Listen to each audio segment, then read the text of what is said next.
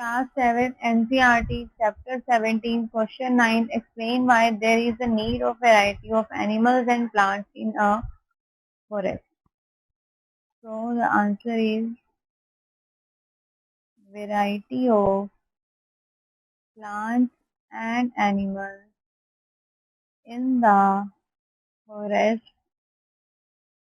helps plants to regenerate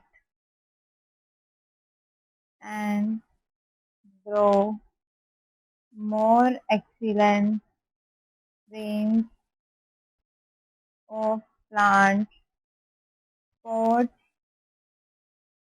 herbivorous, which in turn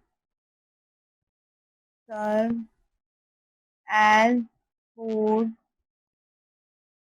serve as food for carnivorous decomposers, turn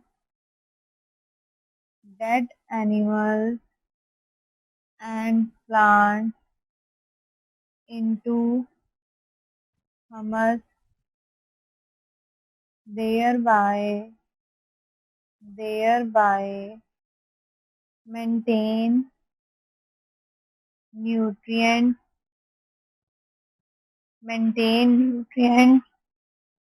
recycling. This wide variety makes forest a dynamic living entity.